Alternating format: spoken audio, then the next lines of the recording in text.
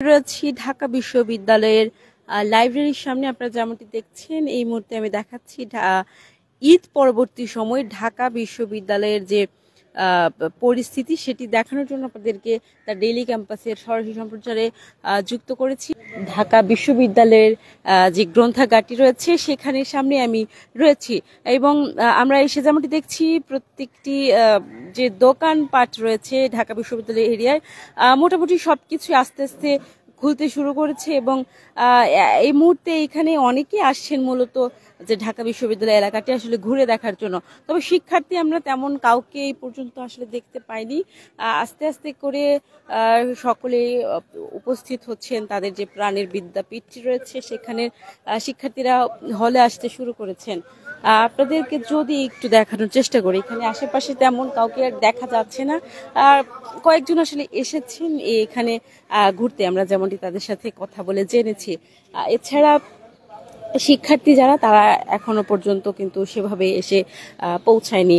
তবে কাল থেকে ঢাকা বিশ্ববিদ্যালয়ের সকল একাডেমিক কার্যক্রম শুরু হবে এবং যে সকল তখন আসলে যে ঢাকা বিশ্ববিদ্যালয়ের যে একটি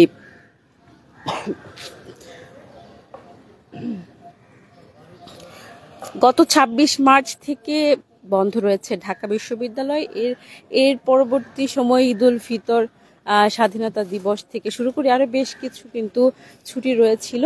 সেই ছুটি নিয়ে মোট 11 দিনের ছুটিতে ছিল ঢাকা বিশ্ববিদ্যালয় এবং আগামীকাল থেকে শুরু হতে যাচ্ছে সকল কার্যক্রম। আপনারা যেমনটি দেখছেন এই মুহূর্তে কিন্তু এক প্রকার ফাঁকাই বলা যেতে পারে, কারণ আমরা যেমনটি দেখি আসলে ঢাকা বিশ্ববিদ্যালয় একটি ঢাকার মধ্যে একটি প্রাণকেন্দ্রই বলা যেতে পারে।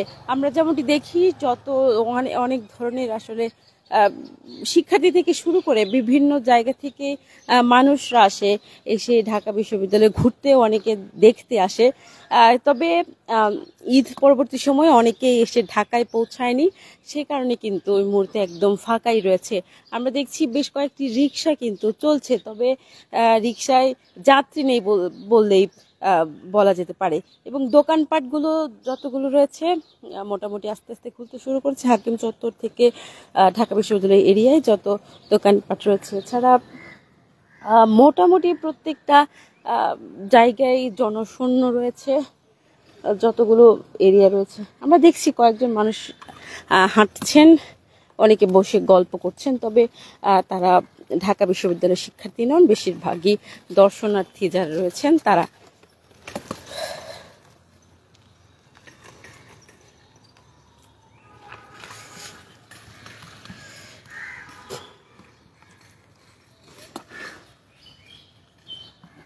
পবিত্র ঈদ উল ফিতর উপলক্ষে প্রাণের যে তাদের প্রত্যেকের নিজ নিজ এলাকা নারীর টানে কিন্তু প্রত্যেকে বাড়ি ফিরেছেন এবং ঢাকা বিশ্ববিদ্যালয়ের প্রত্যেকটি হল, প্রত্যেকটি যে ক্লাসরুম প্রত্যেকটি কিন্তু বন্ধ রয়েছে। কাল থেকে শুরু হবে সেই কার্যক্রম, একাডেমিক কার্যক্রম, যেটি 24 তারিখ থেকে বন্ধ রয়েছে মার্চের এবং 26 তারিখ থেকে কিন্তু একেবারেই বন্ধ ঘোষণা করা হয়েছে 11 দিন সময় নিয়ে। অর্থাৎ আজকে কিন্তু 5ই এপ্রিল, আগামী 6 তারিখ থেকে কিন্তু সকল একাডেমিক কার্যক্রম শুরু হবে।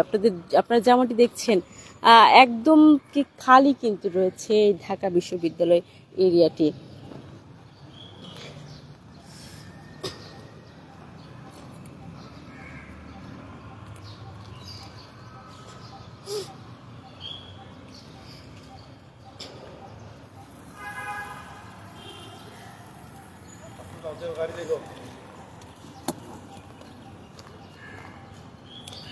এই মুহূর্তে আমি আছি কলা ভবনের সামনে। এখানেও তেমন কাউকে আসলে দেখা যাচ্ছে না, কয়েকটি গাড়ি চলতে আমরা দেখছি।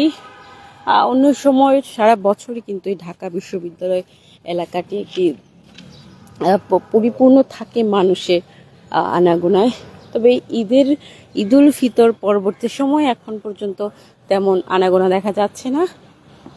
এখানে এসে যেমনটি দেখছি এখানে কলা ভবনের সামনে যিনি দায়িত্বরত আছেন তিনি কিন্তু বসে আছেন সার্বিক নিরাপত্তার জন্য।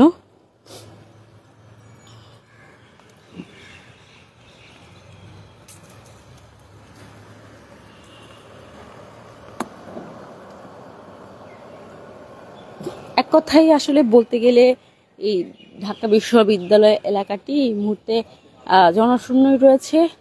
আহ, কয়েকজন মানুষ ঘুরতে এসেছেন, দেখতে এসেছেন ঢাকা বিশ্ববিদ্যালয়ে যে ঘোরার যে জায়গাগুলো রয়েছে সেখানে তারা অনেকেই বসে আড্ডা দিচ্ছেন। আমরা দেখেছি রোকেয়া হল থেকে শুরু করে আরো বেশ কিছু জায়গায় দেখেছি, সব জায়গায় চিত্র আসলে একই দেখলাম।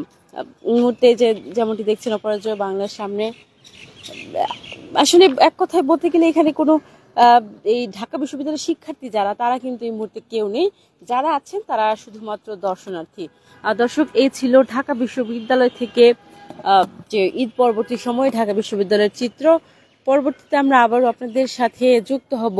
সেই পর্যন্ত দ্য ডেইলি ক্যাম্পাসের সাথেই থাকুন।